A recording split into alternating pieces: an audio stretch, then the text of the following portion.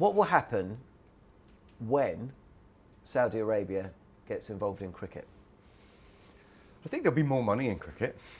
I mean, are they not already involved in cricket? Because they sponsor the IPL. Aramco is the major petroleum. Yeah, but they sponsor the IPL. So it says visit Saudi Arabia on the IPL stuff, right? Yeah. And they had the auction, the IPL auction. Yep. They sponsor. They've got some sort of deal with the ICC. It's Aramco. It's the sponsorship on all the. Yeah. One of their main principal sponsors is the largest state-owned oil company in Saudi Arabia. Yeah. So it's already there. So I was told about this a while back because Greg Norman was obviously involved in the golf. LIV. Yeah, and I had written an article on Greg Norman, and he had said, what do you think about Saudi Arabia coming into cricket? And I was like, sounds like a horrible idea. Then, of course, he did LIV golf. Never heard from him again. Greg Norman has never contacted me since then. But he was talking about getting investment from, it wasn't just Saudi Arabia, he mentioned a couple of other countries and trying to do this. So I knew that, and I think Dan Brady broke the story that they were looking at doing it. At that stage, what they were looking at doing was basically just buying all the best players in the world and doing an LIV cricket. Mm-hmm. That obviously went down very badly, LIV golf. But they did it to sports wash how they were looked at in the world, and it made them look like evil dictators who bought all the world's best golfers, right? So since then, they've been doing a partnership with the IPL. They will eventually host a major tournament. They may even become the new Dubai of cricket going ahead. So there's, they've invested in their local cricket team as well. I'm not saying that there's a lot of money there, but they're trying to build it up in a way that the Emirates Cricket Board never could do over there. So there is money, there is interest. They are looking at sports washing the way they're looked at. And so maybe hosting the IPL one year, maybe hosting World Cups. That's all the sort of thing that we're looking at. Do they have the infrastructure in place to? They don't need the infrastructure. They'll put it in. Yeah. They will put it in. Aren't they building like a weird long city thing? I mean, they don't care. But I'm not saying that they don't have the intention or the money, but that does take a bit of time. It takes a while. But money is obviously not a problem, and so the human rights issue will be a problem, or it will get an airing. Of course, then you come back to the governing body, ICC, the price of everything and the value of nothing. And so you've got all these obstacles, and then they'll have that much money thrown at players. Yeah. Will players take the money? Yes. Well, the evidence is yes, they will. Yeah. Yes, they will. We're talking the sorts of amounts. Now, the other thing, male and female. If Saudi Arabia are going to come and get involved in cricket, does that mean they would want an involvement in women's cricket? And how would women view that? Well, they have got involved in tennis, haven't they? And tennis is one of the few sports where men and women as a long-standing equality. Yes. And the women run their own tennis as well, so they make the decisions. Yeah. So you'd imagine the answer would be yes and yes. Yeah. It's so much yes, money, they would bring them in, and yes, women would probably take that money, just like men would. Do you remember there was briefly a Rebel League that Lalit Modi, your friend from ZTV, was involved with, and they went to the players around the world, and I'm pretty sure this has been published before, but they were offering $50 million to the top players to come over, like money that cricketers have never seen before. I think the top NBA players only make like 55, 60 million, right? Like it was that level of money. And I talked to one of the players and he was just like, yeah, I didn't even listen to the end of the sentence. Like that's generational wealth money, isn't it? Mm-hmm. Right? So for those sorts of players, they are going to take that.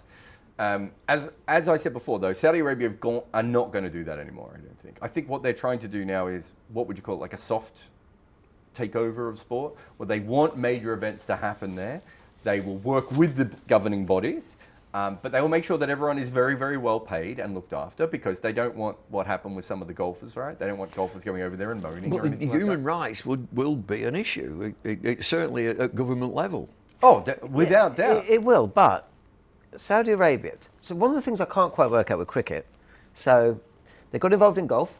Yeah. Golf is a 12-month-a-year sport, and their interest is 12 months a year. They've had long-standing involvement in horse racing, right? 12 months a year.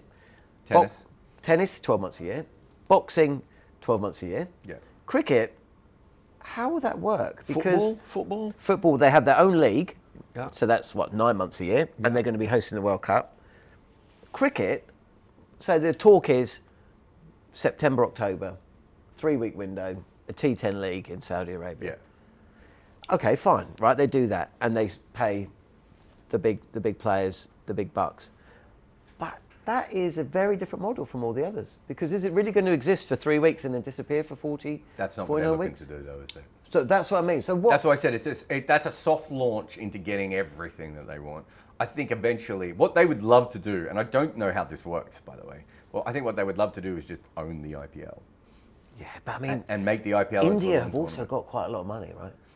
Yep. There's a difference between quite a lot of money and Saudi. I mean, I'm with you. Also, one of the great things about the IPL is the full stadiums, right? Like, yeah, you're going to take all of that away. Like, I don't know if the Saudis have quite looked through this, but we saw similar things, didn't we? I know it's different, but with the UAE.